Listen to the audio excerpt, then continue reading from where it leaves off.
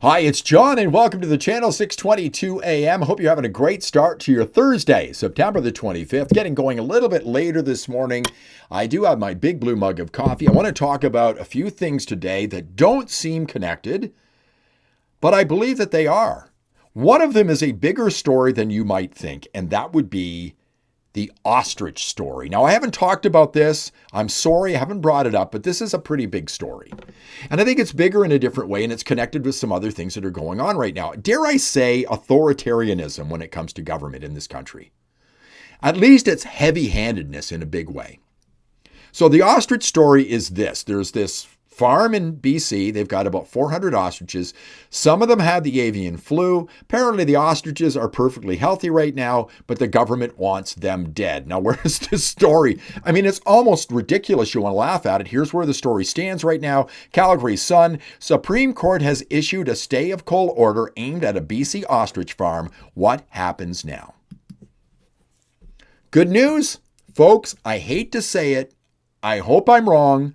But the ostriches are going to die, and it's going to be a sad day when this happens. But the government wants them dead. The Canada Food Inspection Agency says they're a threat to humanity. They've got to die, and you can't have a couple of people in BC, even if they have supporters and may have thousands of supporters, you can't have them fighting back against the government. The government is going to win. The ostriches have to die.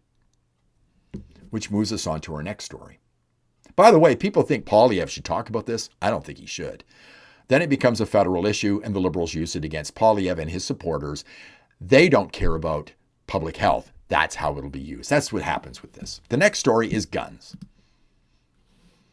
And here is Pierre Poilievre standing up in the House of Commons, wasting his breath talking about guns.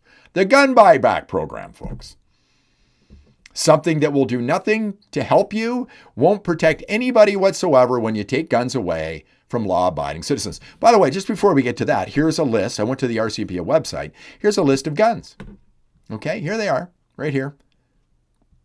There's somebody, some bureaucrat sitting in a room somewhere with a list of guns and typing them on another list that's got the Government of Canada logo on it. Doesn't know the difference between a semi-automatic and automatic weapon, just typing all these guns out, 2,500 guns at this point, that they want to take away from law-abiding citizens in this country because they say it's for public safety. And this is authoritarianism. You can't fight back against the government. You got to hand in your guns. It's a voluntary program, folks. The list just keeps going on and on. Pierre Poilievre making complete sense in the House of Commons. I hate to do this to you folks. You might want to get some cellophane, get out the saran wrap, cover up your computer screen, your tablet, your phone, because you're going to want to vomit here in just a moment because they got Mark Carney coming up. Despite the fact that everybody knows this program is wrong, the Liberals are moving ahead with it. As I said the other day, they've been after Canadian citizens' guns for 30 years. And everything they've done has been an absolute mess. The first program, the gun registration program, if you didn't hear me the other day, was supposed to cost $2 million. It ended up costing $1 billion, 500 times what it was supposed to cost. This is the efficiency of your government. And this goes back to when it was first introduced 30 years ago. Alan Rock, 1995. Here's Pierre Poilievre in the House of Commons going on and on about the gun buyback program, and he's absolutely right what he says here. I'm going to play Carney for you in just a moment. But his own Minister of Public Safety says this government is doing it wrong. He was caught on tape saying the program won't work, and yet they are going to rip $750 million away from our border and police services to harass duck hunters and farmers by banning the firearms they use. This approach has led to a 130% increase in gun crime under the Liberals' watch. The police say they won't implement it. The minister says it's a bad idea, but they're only doing it for political reasons. Why is the Prime Minister putting lives at risk for politics? Here, here. The Right Honourable Prime Minister. Mr. Speaker, I don't even know where to begin with that. I don't even know where to begin. Of course, he doesn't know where to begin because it doesn't make any sense. But they're pushing ahead with this because they're Liberals. This is what they do. They don't do what's right. By the way, if you look over here, you can see on the screen, this right here, they're going to pan over here. I don't know whether the cameraman in the House of Commons did this on purpose, but the guy responsible for this and the guy caught on tape the other day, Gary Anandasangari, He's right here. You're going to see him in just a moment. That's right. First off,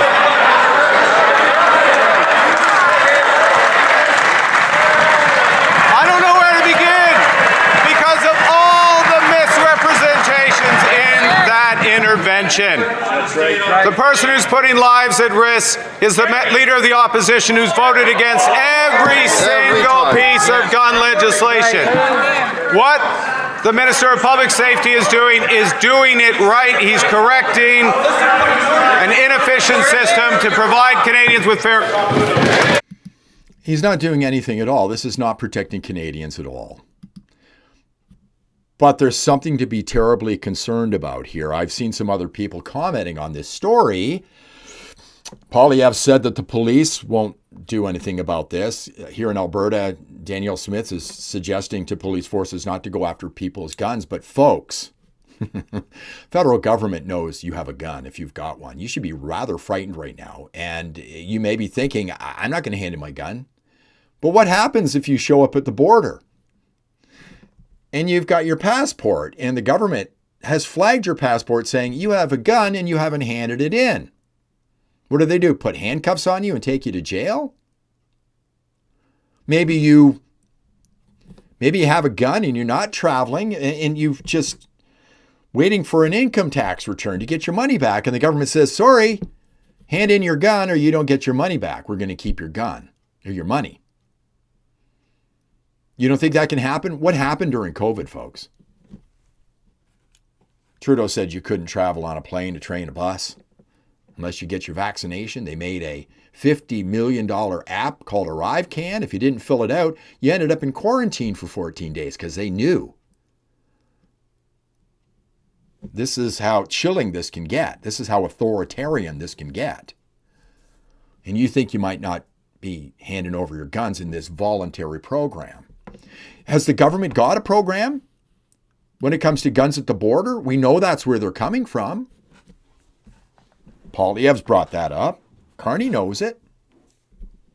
Where's their $750 million program, special program to ensure guns aren't coming across the border?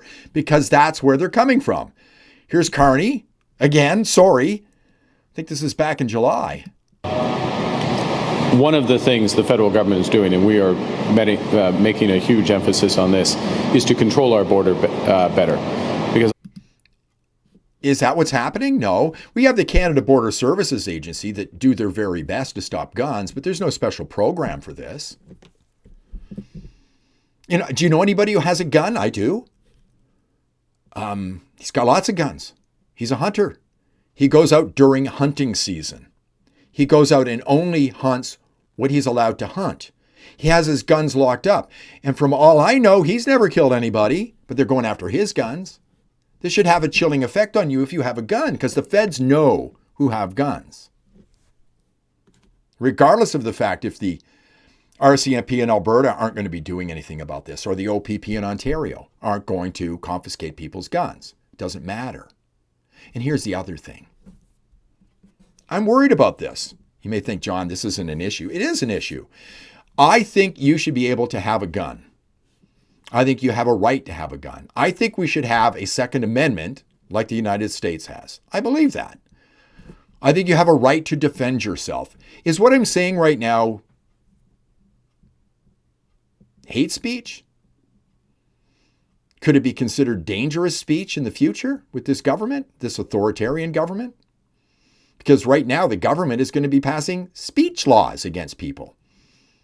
And I believe people should be able to keep their guns and protect themselves with them. And will the government consider what I'm saying right now hate speech in the future, or against their new speech laws which are coming in? This is the stuff the government's focusing on right now, folks. Maybe not the ostriches, but they got to kill the ostriches now because you can't fight back against the government. You got to give the government your guns now. You can't fight back against that. It's federal government.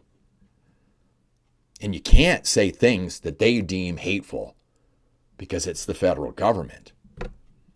Meanwhile, you get your paycheck at the end of the week and it doesn't go as far and food prices are too high. You can't afford your rent. You can't afford a house. People are on the street doing drugs openly. And this is what the government's focusing on, things like this. It's Disgraceful.